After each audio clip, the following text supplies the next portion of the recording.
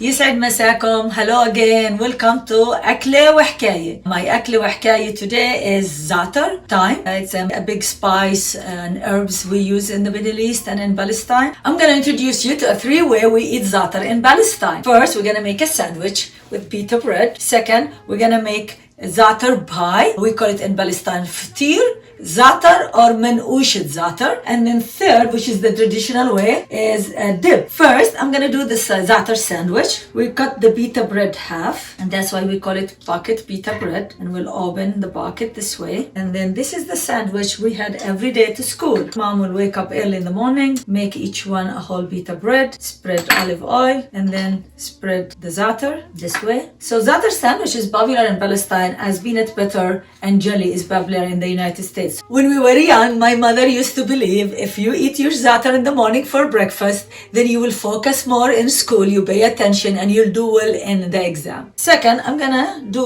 the za'atar pie. I'm gonna drizzle olive oil in my pan, put the oven in 450. Next, we're gonna use the biscuits. So I'm gonna flat the biscuits with my tip of my fingers.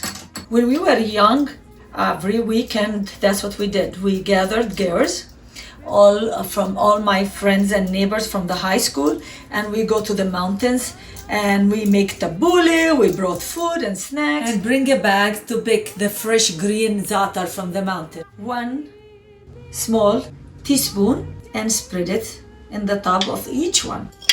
So this is what we make when we have parties and gathering. People enjoy it in holidays and in birthday.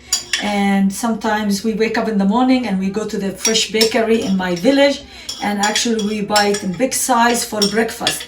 And sometimes they add actually feta cheese or goat cheese to it. Now we put it in the oven and we baked it for 10 minutes. The oven is already preheated. I put it 15 minutes ago. And then now we'll wait and we'll go to the next, which is my favorite one.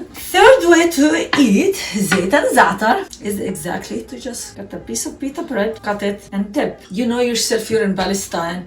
Every house has a plate of zait and za'atar right in the table. And that's how you start. You start like this. You dip it in the oil, then in the za'atar, and you eat it. It's really delicious.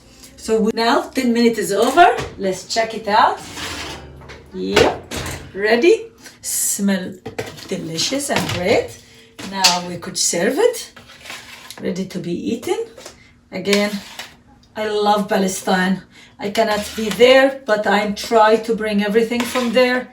And actually this tray came handmade in Palestine. Even za'atar, all my za'atar come from Palestine.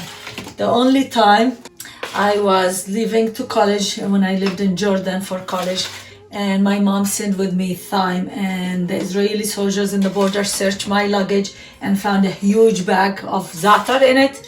And that was the first time I cried over it actually. They threw it in the garbage because during the 80s, after the first intifada, za'atar was not allowed. The Israeli found the benefit of it, and it was not allowed to be baked and sold by the Palestinians. So every time I go to Palestine, I bring my supplies from my mom, from za'atar, and she shipped me the olive oil. So صحة وعافية, enjoy it. I hope you like my recipe. It smells so good. You could have it with a cup of tea, which is, we love it with tea for breakfast. You could have it with some feta cheese. You could have it with slices of tomato and cucumber. Enjoy it. You could eat it with zaytun or with cheese. They taste really good. Zaytun, handmade by my mother.